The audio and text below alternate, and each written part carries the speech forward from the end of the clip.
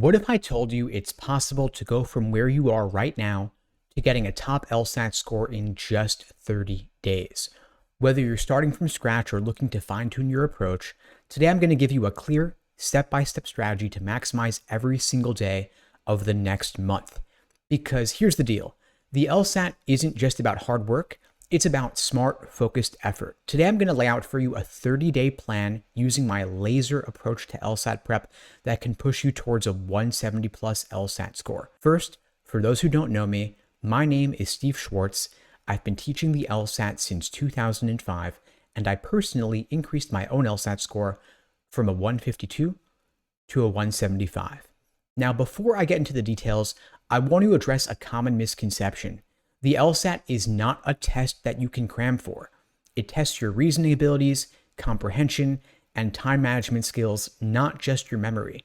Ideally, you would have months to prep, but sometimes life gets in the way. You don't have that luxury. And so if you have only 30 days to prepare, this video is for you. The plan I'm going to share with you is intense, but it's also focused.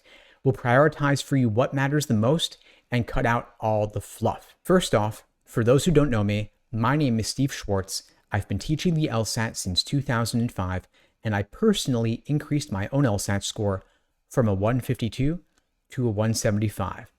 Now, today I'm going to share with you the plan that I wish I had back when I was studying, because I could have saved a lot of wasted time. I jumped right into taking test after test when I should have instead built the foundation first, and that's what the LASER framework helps you do. LASER is an acronym standing for Learning, Accuracy, Sections, Exams, and Review. And each one of these phases is critical to building the skills you need and the stamina that you need for LSAT test day. Let's talk through how to make the most of the next 30 days. Week 1 is the learning phase, building that foundation. This first week is all about absorbing the core concepts and understanding the LSAT's structure. This is where you lay your groundwork. And so to start with, you want to focus, of course, on logical reasoning, because it's 2/3 of the test, and you want to focus on the most common question types in logical reasoning, necessary assumptions, inferences, and flaws. You also want to learn the fundamentals of conditional reasoning and causality, because these concepts come up repeatedly throughout the section. You then also, of course, don't want to neglect reading comprehension. For this section, focus on the more big picture questions like main idea, tone, and passage structure. You also want to practice summarizing passages in your own words to prove that you've truly got it, and also identifying the key points of disagreement between different viewpoints presented in the passage. Now, ideally, you have at least 3-4 hours on a given day to study for the LSAT. If you don't, of course, you can make the most of just 1 or 2. In the morning, you might want to watch videos covering key LSAT concepts, or maybe reading your LSAT prep textbook. In the afternoon, you want to drill questions by type, starting with focusing on accuracy over speed. And then in the evening, reflect on what you've learned, take some notes, and identify patterns in your mistakes. At LSAT Unplugged, we also offer live online classes via Zoom in the evenings, so that you can join even if you're working or you're in school. If you're interested in finding out more about joining our small group coaching program or our one-on-one coaching programs, you can check out the links below to book a call with me and my team. We'd be glad to help you out. Now, don't try to master everything at once. A lot of these LSAT prep textbooks are going to cover 500 pages, going over every question type in excruciating detail, but with just 30 days, you don't have time for that. So stick to the high-yield question types that show up most frequently on the LSAT. So that was week 1, building the foundation. Now in week 2, we're going to focus on accuracy to sharpen your precision, to make sure that you have a precise understanding of every single LSAT question type. This is where drilling comes into play. This week is all about precision and building the ability to eliminate wrong answers consistently. In logical reasoning, you want to focus on the key distinction between necessary assumption questions and sufficient assumption questions.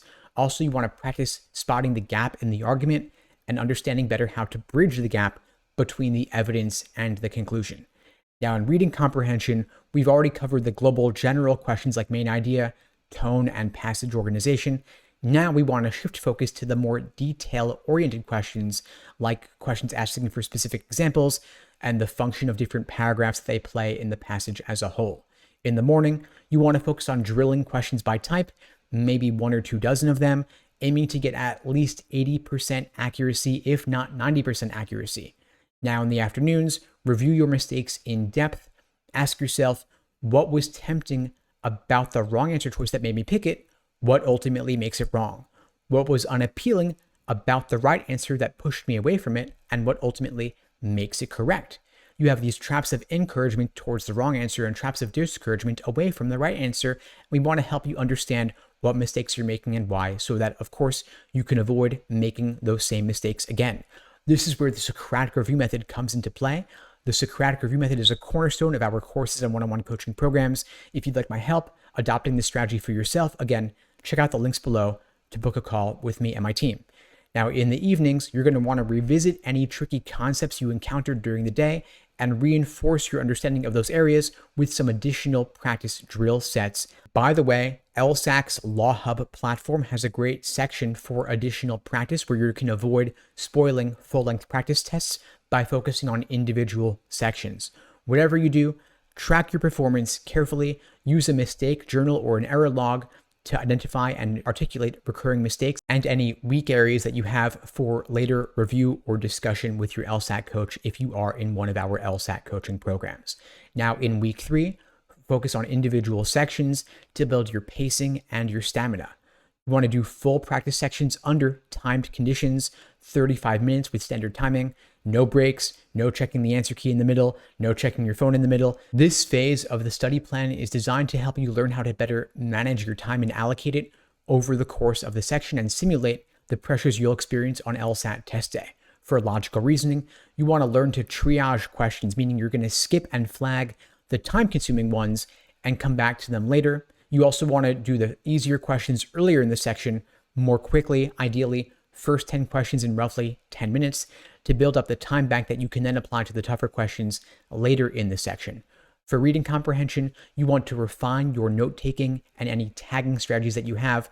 Maybe if you like highlighting, you want to highlight the main ideas and contrasting viewpoints quickly and efficiently. Spend only 2.5 to 3 minutes on your initial read of the passage so that you'll have time for the associated questions.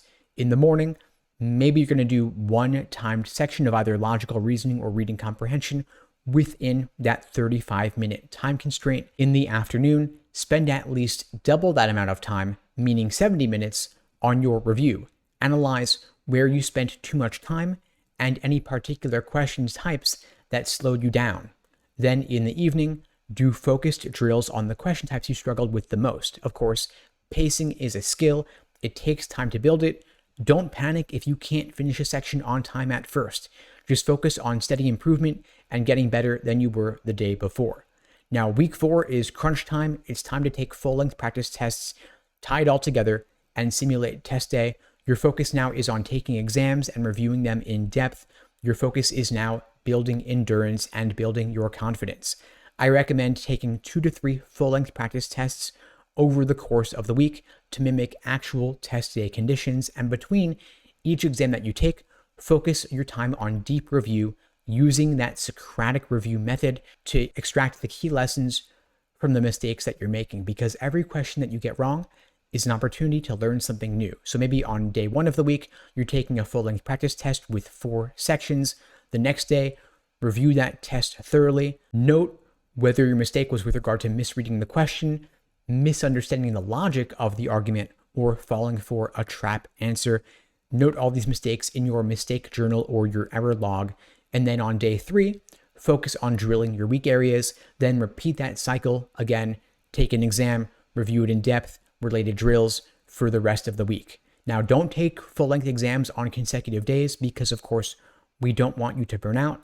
And the day before the actual LSAT, ideally, you're not going to do any studying at all. Just rest, relax, and recharge. And of course, if you'd like my help and my team's help with one-on-one coaching or small group coaching programs to talk through your study plan, to talk through the areas giving you the most trouble, my team and I would be glad to help you out. Again, we offer live online classes via Zoom, on-demand video courses, small group coaching, and one-on-one coaching. You can check out the links below to book a call with me and my team. We'd be glad to help you out. Now, before we wrap up, I wanted to share some more strategies for success. Make the most of every single study session that you have, every drill you complete, every section you take, every time you review a practice test. You should have a specific goal in mind for what you're hoping to get out of that study session. Don't just take exams and don't just drill questions for the sake of taking exams or drilling questions. Secondly, adapt your study plan over the course of these next 30 days. Use your mistake journal or error log to adjust your focus as you need to. If a particular question type keeps tripping you up, prioritize it in your drill sets. Third, embrace mistakes. As I said earlier, every wrong answer is a chance to learn something new. You want to focus on the why behind each mistake so that you can avoid repeating it. And finally, stay consistent. Even on the tough days, commit to the process. It's not about perfection, it's about progress every single day. Just aim to do better than you did the previous day. I hope you found this video helpful. Feel free to reach out. And in the meantime, I'll wish you all the best and take care.